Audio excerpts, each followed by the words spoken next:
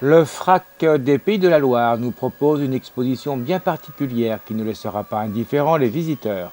Exposition visible à la Villa Médicis du domaine départemental de la Garenne-le-Maux à Gétigné.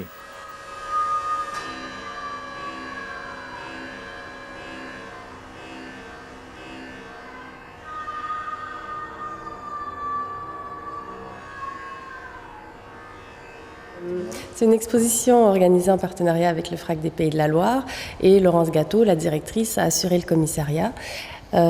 Son propos était de s'inscrire en fait dans cette thématique que nous on suit, qui est ce rapport de l'homme à la nature, comment nous on s'inscrit en tant qu'être humain dans la biosphère, on peut dire ça comme ça. Et donc elle a eu envie de prendre comme propos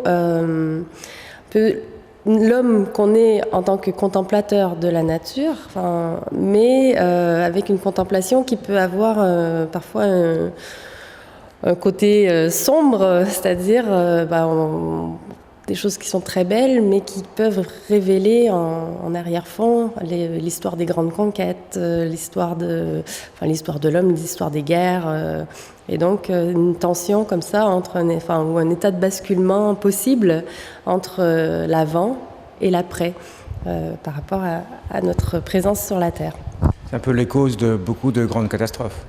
Oui, effectivement, donc de grandes catastrophes, mais souvent provoquées par l'humain, notamment sur les œuvres d'Auguste Dormeuil, donc qui s'appelle c'est The Day Before, donc le jour d'avant, d'où vient le titre de l'expo, où on a des ciels, mais qui sont les ciels de la veille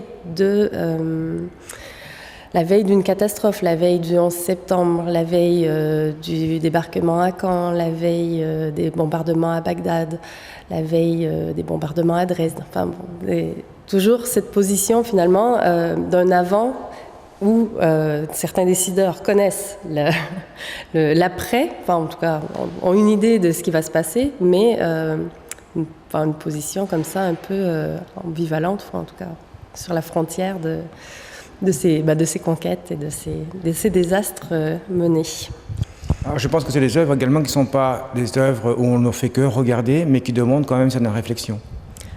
Oui, ce sont des œuvres... il y a des œuvres qui, au premier abord, sont très agréables au regard, mais dès qu'on essaie un peu de chercher les matériaux, de voir comment elles sont faites, pourquoi elles sont faites comme ça, effectivement, ça amène à une réflexion, toujours cette réflexion sur notre position d'homme dans la nature, d'homme sur la Terre.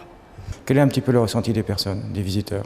Les visiteurs sont dans l'ensemble très satisfaits, très enthousiasmés, je devrais dire, même par le choix des œuvres, par leur diversité. C'est une exposition qui, même si elle a des œuvres qui sont assez fortes, est malgré tout assez accessible. Il y a un niveau très varié d'œuvres et donc des approches différentes. Et on est à la fois sur quelque chose d'un peu acerbe, mais aussi très poétique. Donc il y a un bel équilibre qui se crée à ce niveau et qui est très apprécié par les visiteurs.